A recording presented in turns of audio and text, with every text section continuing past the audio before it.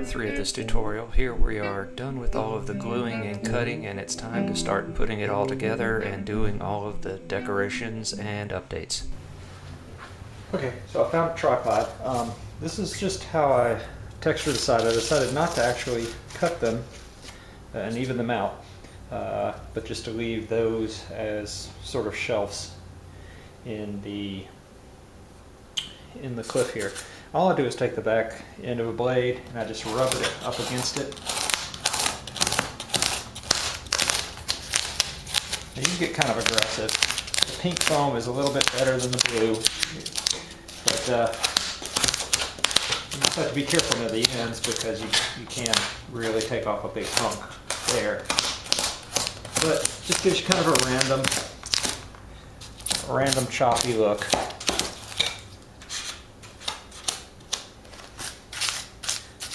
See some glue in there, get that out. And that's how I do it for that. A little bit more over here.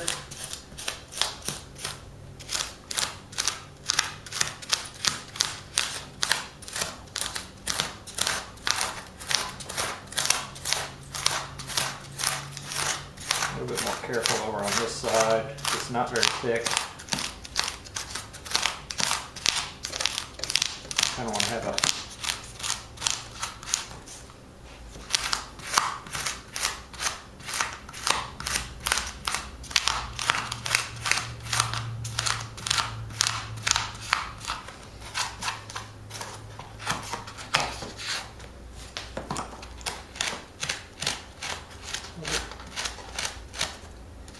little bit softer over on that side, just because that's where I'm going to cut out that cave entrance.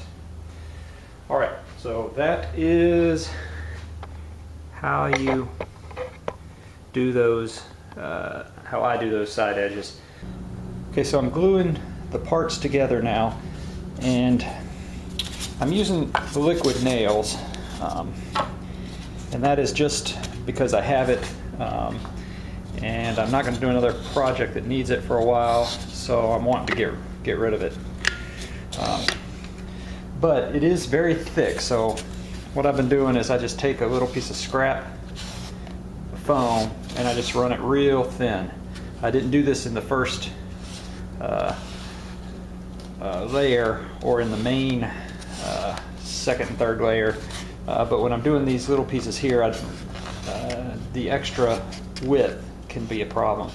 So I just keep it real thin like that, a super thin layer. Now, please excuse me while I do that. And then, of course, it's just simple sliding it in and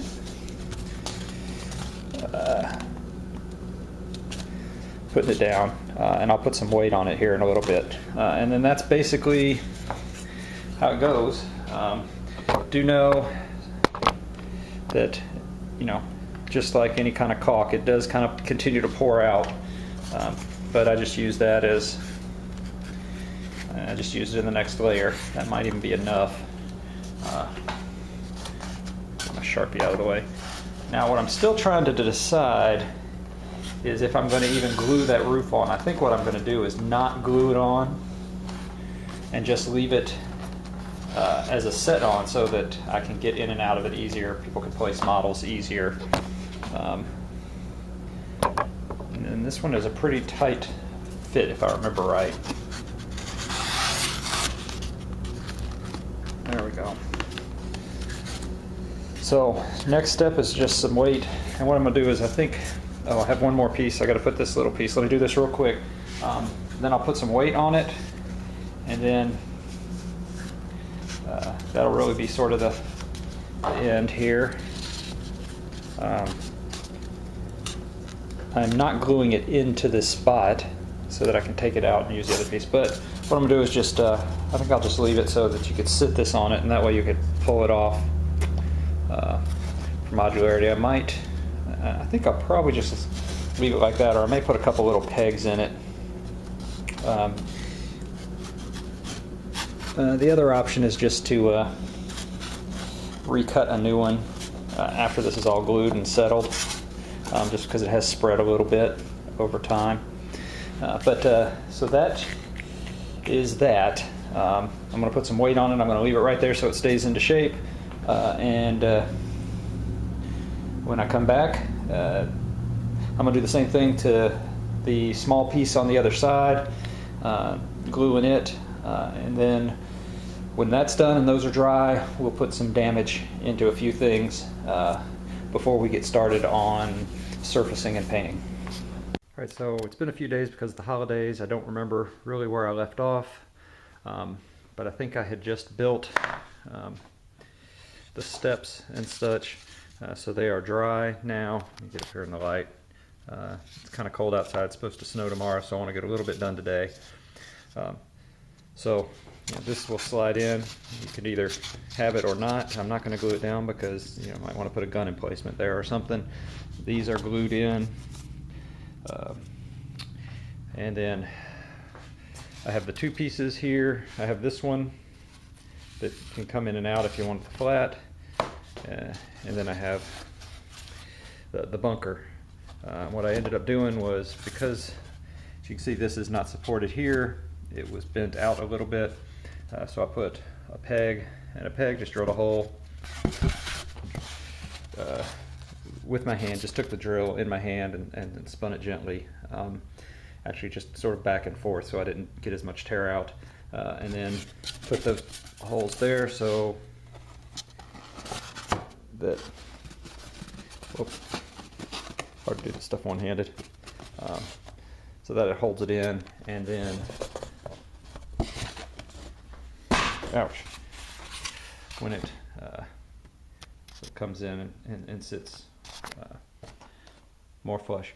So the next step I'm going to do is I'm going to do a little bit of weathering on here, some little bullet holes and that sort of thing, and then came back to my original plan, and I had originally planned on having some little craters, so I'm going to draw those in. I wanted to make sure I had a few little craters right in front of the bunker like it had been shelled, and that'll be it for working on the actual foam, and then I'll get to painting. And first step in the painting will be, of course, to lay down sand. Like I said before, you could build up if you want. You can put in sandbags. You could put in other little bunkers and hills and that kind of thing. However, I want to make sure that models can walk across it easily and not wobble. But storage is important for me, so they have to be stackable. So I want to leave the top section flat so that I can stack them up in a 2x2 stack. And this one I guess will be probably about 20 inches will be my guess. My other board, because it's only got one layer of foam, it stacks up at only about 8.5 inches to 8 inches. So that's an actually 6x6 board right there. So this one will be about 3 times that size, but that's still better than stacking it with layers in it. So those are the issues that I have to deal with because of my situation moving a lot. If it's going to be in a permanent place, I would go all bang out and really texture up the ground, put in lots of sandbags and things on top, barriers and bunkers. But for me, it doesn't work for me. So anyway, I'm going to draw in some stuff, do a little weathering, and I'll come back after that. Okay, so I've started doing just the little craters, and all I did is these are the tools of the trade here. I'm trying not to use a hot wire cutter or anything on this board, but basically I just took a chisel and I just sort of chiseled it out, tried to make it deeper to one edge. I'm a little uncertain whether I'm going to try and smooth this out or not. I kind of actually like it being all textured like that and all chewed up, kind of a rockier ground. I know it's not as realistic, but as a big blast. But as it gets weathered over time, that's what I'm going to call it. I'm looking, and I might need to put a couple more over in that area just because it looks kind of sparse But I think that'll be it. Like I said, I want to be able to place terrain on here, so I don't want to do anything that's too big. These are all small enough that you can put other terrain over them if you don't want that. And then you can just put craters on here that could be blown up and out if you feel like. And then I just added here, just to tie that in a little bit, I did put some extra over here. But you know, as I'm looking, I need to put something in that one right there, and I think maybe 1 or 2 in that panel, and I'll be done. And then I will start in on putting some damage on this. And the way I do that is pretty simple. Yeah, just with pliers, you just grab it, and I want to put it down in there so I have the right size. But really, you just kind of grab with the pliers and twist, and there, and just, you know, cause some damage. And then I'll put in some little bullet holes there by plucking some stuff out. Pretty simple stuff. I'll finish all that up and we'll get back for the next step. All right, just as an additional step, I've used this wire brush. It makes it a little more gravelly and dirt looking in there. I mean, I could fill this up with sand, but I don't really want to. So I'm just going through it. Gets rid of some of the big unevenness that looked a little too silly. And you know, any scratches on the side are just going to get covered up with sand anyway. So just makes it a little more smooth. Smooth is probably the wrong word, but a little less rigid. Will also make it a little easier to paint without all the little divots that you're going to have to dig into. But also might maybe get some interesting contours. I don't know. But so I'm going to go through and do that. I keep saying that, then I'll get to doing sand, but I will get to doing sand at some point. I gotta vacuum all this up before I start laying glue on things. Like I said, today's a warm day, so I'm gonna try and get the glue done, get the sand done tonight. Okay, I'm back. I've vacuumed up, gotten rid of all the extra foam that was laying around. I did come back and cut the 2 cave entrances, big enough for this Terminator with missile pods to come through. These are the venom thorns, again, for my daughter's Marines. I went ahead and finished up all of the weathering. As you can see, well, maybe, I don't know how the light is, one of my lights burned out. I've put some scars on there. And now, through the rest of the video, things may end up getting a little bit out of order. I'm going to do some of the optional things, and I'll either do them before or after. So if things look like things are done that weren't before, don't worry about it. But I had a project I was doing, and I had a whole bunch of these little wooden pieces. So what I thought I'd do is glue these in as walkways in the bottom. I'm going to do it before I put the sand in for 2 reasons. One, I want the sand to be up a little bit onto the sides, and 2, you know, they're already, you know, these guys aren't bad, but the Terminators are already getting where they're starting to stick out. So if I did sand and then those on top of the sand, you know, it might be a little bit higher. I don't know if it'll make a difference or not. And then I'm still trying to decide what I'm going to do on the walls. I don't know if I want to go for a corrugated steel look, or just leave it like it is, or some plate steel, or maybe just something smooth to be ferroconcrete. I don't know. So I'm going to get all these glued in, and I'm going to start doing the sand on top.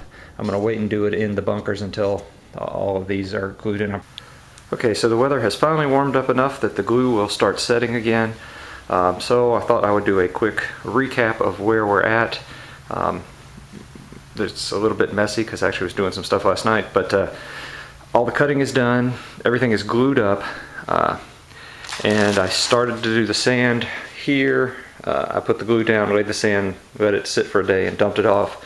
This side is got the sand not dumped off yet, and then what I've done up here is I've laid in all of my panels.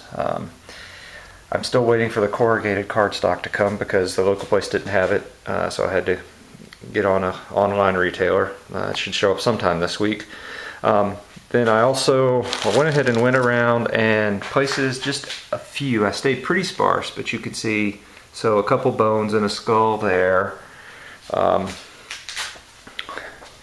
me see what else. A little skeleton there. A skull there. And then on the top, I dug into some of the craters, not very many, skulls and things. Just scattered around.